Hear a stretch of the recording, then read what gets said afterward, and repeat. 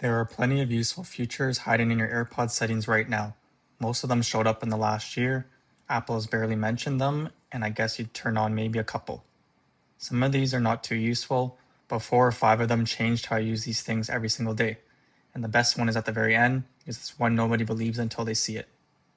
Almost everything here needs iOS 26, and most of it needs AirPods Pro 2, Pro 3, or AirPods 4 with noise cancellation. If you got the older AirPods, some of this won't show up, unfortunately. In your settings with your AirPods connected, scroll up a bit. Just above Wi-Fi, you'll see your AirPods names. You can click those.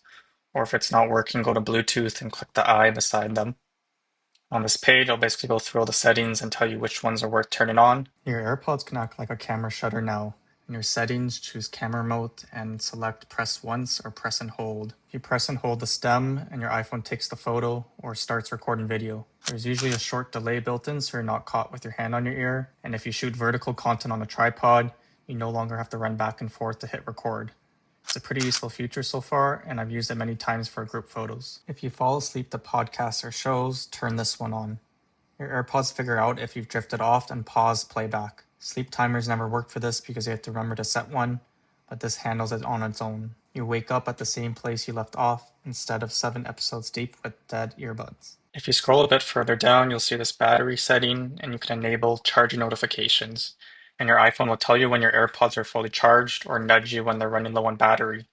It's less exciting, but it's the reason why I'll stop getting caught with dead AirPods at the gym. Next up is the live translation. Unfortunately I have an older iPhone, the 13 Pro, so I can't demo this. And then I'll also demo the Google Translate one. So if you go to live translate, basically, you can choose languages like English to French and live translate and a conversation. So basically the translations will play out on your speakers. You can take turns speaking like you're having a conversation. This is pretty useful if you're traveling and you don't know the foreign language. So start here. Say, hello, how's the weather today?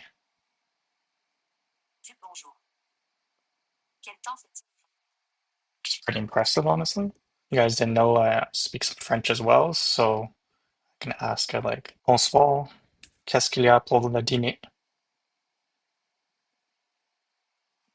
And then it'll translate good evening, what's for dinner. So that's a pretty cool one there. It works between many languages, but you do need Apple Intelligence and an updated iPhone and software. So make sure you check this before going on your trip. But if it does work, then it's one of the most impressive things on this list. Another thing Apple did is quietly overhaul the microphone. You'll notice a difference in video calls, voice memos, or voiceovers. Listen to the difference here. So this is a test with the AirPods Pro 3. Hey, this is the mic on my MacBook Pro speakers. So if you record anything on the go or in busy, loud environments, this definitely replaces a cheap quality mic. You can also answer or decline a call by nodding or shaking your head.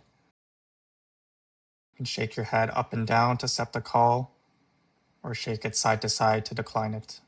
If this feels odd to you, you can also change the settings to accept or decline calls based on the number of times you click your AirPods. Here's one that I think is most underused. You can set your AirPods to do different things based on when you press and hold them. So you can have the left one cycle through the different listening modes that are selected, or you can have the right one that triggers Siri. Most people end up leaving this as a default and they don't even realize that their AirPods can do different controls. With conversation awareness turned on, when you start talking to someone, your AirPods lower their volume and let their voice through, then brings it back when you stop talking. If you ever taken an AirPod out at the checkout counter, you don't have to anymore. Instead of manually switching between different listening modes, adaptive audio slides between them based on what's around you. On a loud street, it clamps down, and in a quiet room, it opens up. It's the mode I now leave on most of the time. Now in Find My, you get precision finding for each AirPod. It helps locate lost AirPods or case within range, like between the couch cushions your left AirPod fell into. This was a genuinely big deal that Apple undersells. Your AirPods Pro can run a clinical grade hearing test and then provide hearing assistance based on your results. That's a real medical feature sitting inside earbuds most people bought for music. If you've been to a loud concert or don't want to wait ages to see a doctor, this is a quick, efficient method to get a hearing test done. Okay, here's the one I promised. I picked up the AirPods Pro 3 a couple months ago, and these can read your heart rate out of your ear. There's a sensor pulsing infrared light through your ear tissue that measures blood flow, and it feeds straight into your workout tracking.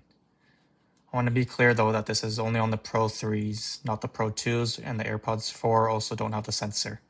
But if you're working out at the gym without a watch because you forgot yours or don't want to wear one, then your earbuds can quietly do the job. So that's some of my favorite features on the AirPods Pro 3s. Make sure to go to your settings and activate the ones that you find interesting.